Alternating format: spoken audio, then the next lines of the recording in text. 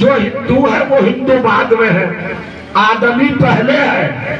मेरी तरफ हिंदू बाद में है, आदमी पहले है। सुन्नी बाद में है, आदमी पहले है। शिया बाद में है, आदमी पहले है।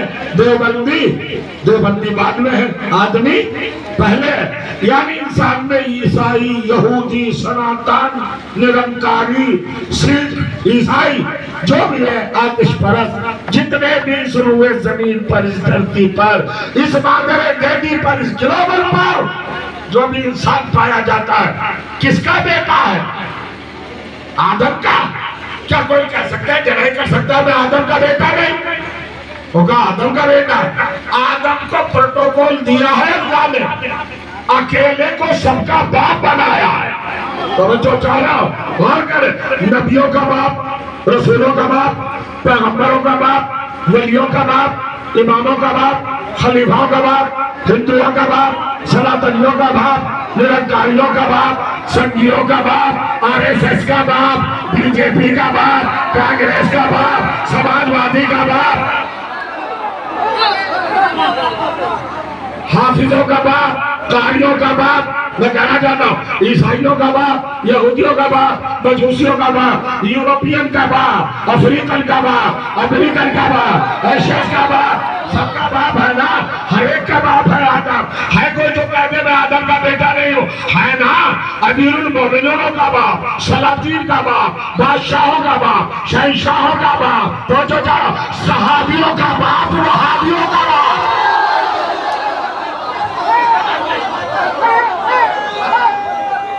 किसका बात नहीं? जीते रहे माशाअल्लाह, सलामत रहे। और कहेंगे दीदी आपसे राजी है, खुशरूद है। हुसैन की वालिदा गिरामी आपसे बहुत बात मसरत है। गौर करें तो आदम क्या है? सबके बाप। अरे बाप रे बाप, सबका बाप बनाया।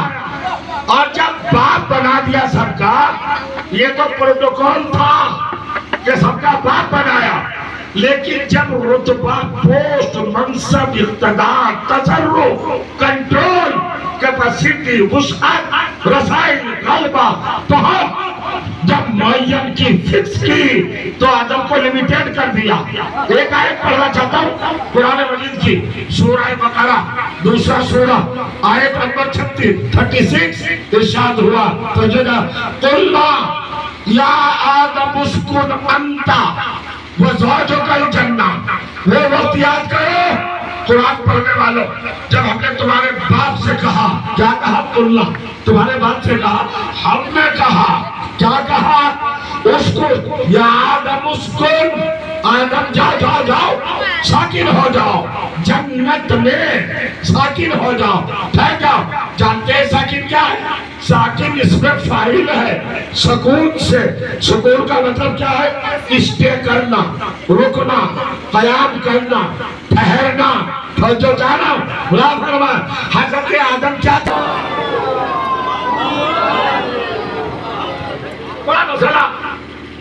और एक पहलू और एक रुख और एक एंगल जो कुरान से मैं रहना चाहता हूँ, ये दावत फिक्र है। जो नौजवानों, शहजादों, बताओ ना, हजरत आदम क्या है? नबियों के बाप, वलियों के बाप,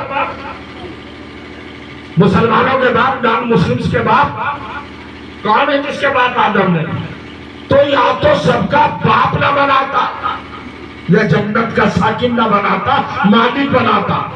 का चूंकि सबका बाप बनाया, इसलिए तो मालिक नहीं बनाया। अगर जन्नत का मालिक बना देता आदम को, तो जन्नत आदम की प्रॉपर्टी हो जाती, और जब प्रॉपर्टी हो जाती तो आदम की मीरास हो जाती। हर इंसान आदम की औलाद होता, अपना हक मानता, जन्नत को अपना हक समझता और कहता मेरी जन्नत, मेरी जन्नत, मेरी जन्नत।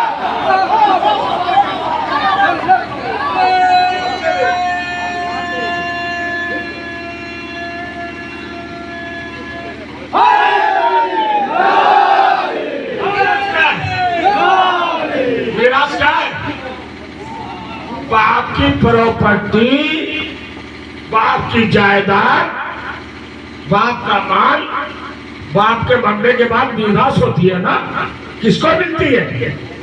औलाद को मिलती है ना। तो अगर आदम को मालिक बना देता, ऑनर, अगर जन्नत का मालिक बना देता, तो हर एक कोई बाजू पीट के कहता मेरी जन्नत, मेरी जन्नत, मेरी जन्नत। सुनिएगा कुछ कहने जा रहा हूं, हर एक कोई कहता। तो अल्लाह कहता अगर आदम को मालिक बना देते तो सबको जन्नत देना पड़ती, और हमें सबको देना नहीं है, तो अब किसको मिलेगी जन्नत? अब एक चीज है लॉलीपॉप, डुगडुगी बजाता है, मिंबर पे आया, स्टेज पे आया, तख्त पे आया, मजमा जमाया, क्राउड इकट्ठा किया, इस तरह से खिताब किया, और खिताब करते करते क्या कहा? मेरी कौम के नौनिहालों, एक नौजवानों, भाइयों, बहनों, कहता है तबलीग कर रहा है, वायदा कर रहा है, तबलीग कर रहा है, क्या कह रहा है? नमाज पढ़ो। मजा पढ़ के कहते हैं पढ़ेंगे हजरत, मगर मिलेगा क्या? जन्नत। नमाज पढ़ो जन्नत मिलेगी। जाग रहे ना, बेदार है ना। आज का तबलीगी क्या कहता है? नमाज पढ़ो जन्नत मिलेगी, जैसे जन्नत इसकी जेब में हो, जन्नत मिलेगी, जन्नत। फरमाइए, बात कुरानी गुफ्तगू नहीं करना है, कुरान मजीद की आयतों के हवालों के साथ कुछ अफकार आपकी तरफ ट्रांसफर करना है, मुंतकिल करना है, ताकि आपका दिल बाग बाग हो जाए। फरमाइए, अजीब मंजिल है साहब, अजीब कैफियत है। जन्नत, नमाज पढ़ो जन्नत मिलेगी। क्यों कौम को बहका रहे हैं? जन्नत नमाज पे नहीं मिलेगी। आप बैठे खामोश मेरी तरफ देख रहे, नमाज पढ़वाइए, ये मैटर अलग है। नमाज वाजिब, नमाज फर्ज, नमाज ड्यू, नमाज लाजिम, नमाज जरूरी, मगर ये कैसे ले आए कि पढ़ो जन्नत मिलेगी। नमाज पे जन्नत नहीं मिलेगी। अक्ल रखते हो ना, विजडम रखते हो ना, खैरत है ना आपके पास, जन्नत नमाज पे मिलेगी नहीं। और दलील ये है कि अगर जन्नत नमाज पे मिलती तो जन्नत से शैतान न निकाला जाता। कुछ कहा गया, सलात पढ़ने मोहम्मद और मोहम्मद पर। अली अली अली अली अली अली अली अली अली अली अली माशाअल्लाह, अली अली अली अली अली अली।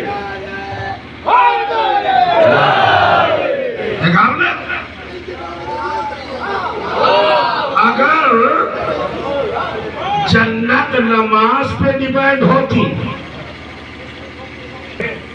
जन्नत मिलेगी। ज़कात दीजिए जन्नत मिलेगी, हज कीजिए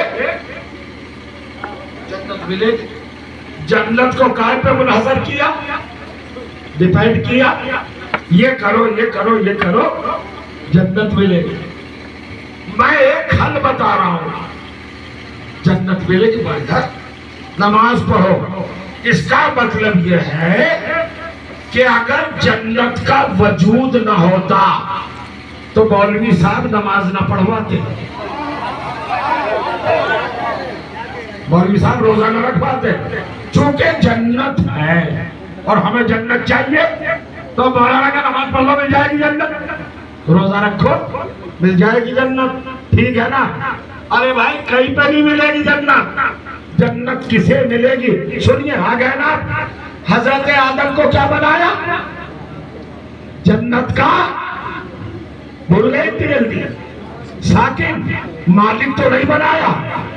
इतनी बड़ी बड़ी बहुत लंबे साइज के बटन वाली आंखें रख के मुसलमान झूम झूम के कुरान पढ़ता है, और जब इस आयत पे आता है फैसला नहीं लेता कि आदम को मालिक नहीं बनाया, जो सबका बाप था उसे जन्नत का मालिक नहीं बनाया, साकिन बनाया। तो क्या ये कुरान की आयत दावत फिक्र नहीं दे रही है कि अब अल्लाह जिसे भी जन्नत का मालिक बनाएगा वो आदम से छोटा नहीं होगा, आदम से बड़ा होगा।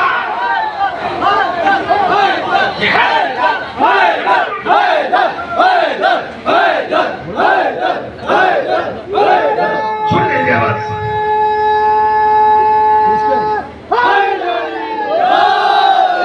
मेरे बात भी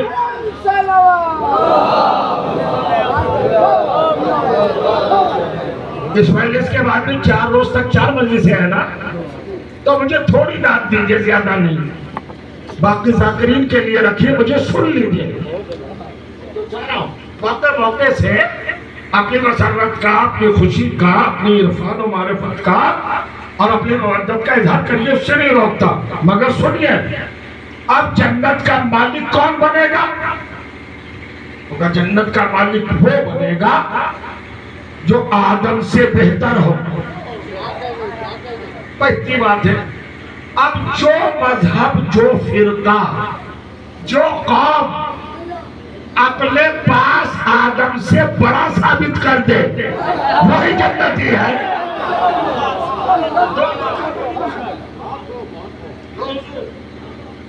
किसे मिलना चाहिए? अच्छा एक बात और बता दो, मैं थोड़ा सा आगे बढ़ गया, कभी कभी डर भी जाता हूँ। सूरह मरियम कुरान मजीद का 19वां सूरा है और 42वीं आयत 42। इरशाद हुआ तिलकल जन्नतुल लती नूर मिन इबादिना मन काना तकिया। हम ये जन्नत मीरास में देंगे, जज़ा में नहीं देंगे। मीरास वो प्रॉपर्टी होती है जो किसी की मिल्कियत हो। तो जो चाह रहा हूं, मीरास किसे कहते हैं?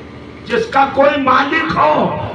अल्लाह ने तो मोहर लगा दी, स्टम्प लगा दी, कहाँ पे मिलेगी जन्नत? मीरास में मिलेगी। कहाँ कहाँ कुरान में नमाज में मिलेगी, रोजे पे मिलेगी, हज पे मिलेगी, ज़कात पे मिलेगी। अल्लाह ने कहा मीरास में मिलेगी। और मीरास क्या है? प्रॉपर्टी जिसका कोई ऑनर हो। तो जन्नत एक प्रॉपर्टी है। मुसलमान पर लाजिम है कि नमाज बाद में पढ़े, जन्नत के ऑनर को पहले समझे कि जन्नत का मालिक कौन है।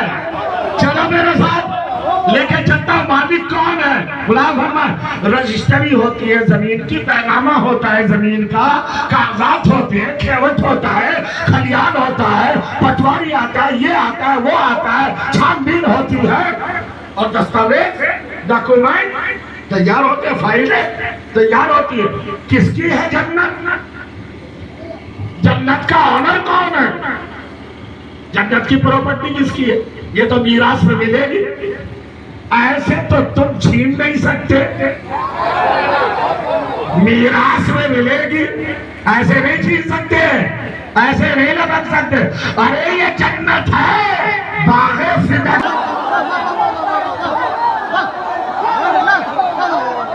सलवात पढ़िए ना मोहम्मद वाले।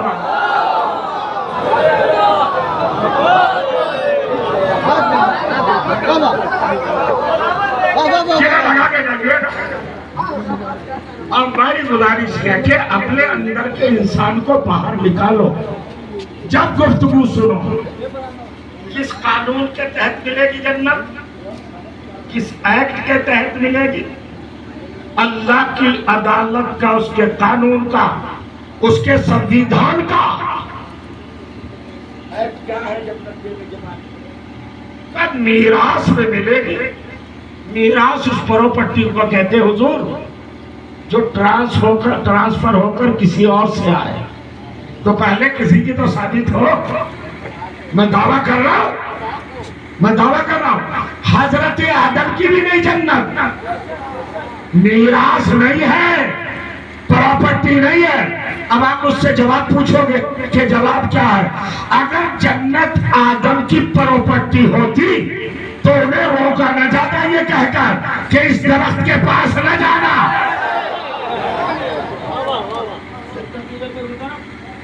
आपका मकान, आपका घर, और आपसे कहा जाए हैंडपंप के पास न जाना, उधर दर्द के बाद आदम से क्या कहा?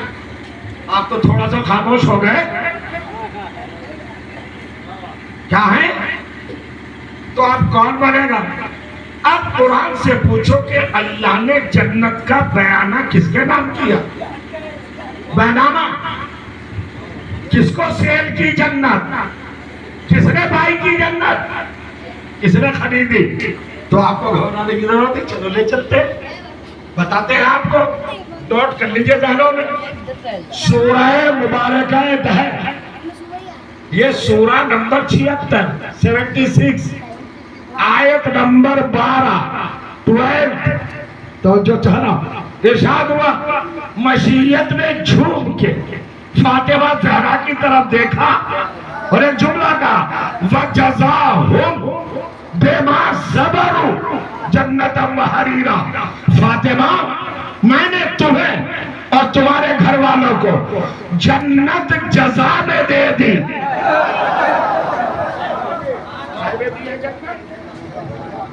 अब मैं परेशान हूं, इतने पाई, कितने नुक्ते, इतने अफकार मेरे दिमाग पर हुजूम किए हुए हैं कि मुझे सेलेक्ट करने में दुश्वारी हो रही है। वक्त महदूद है, आपकी समातों के करीब भी आना है। काहे में दी जन्नत? जज़ा में, बख्शिश में नहीं। जज़ा का मतलब समझा दो। जज़ा का मतलब क्या है? मेहनत ली जाए और उसका बदला दिया जाए, यह है जज़ा। अब फिर कभी इंशाअल्लाह फातिमा को और फातिमा के घर वालों को जन्नत काहे में दी है? जज़ा में।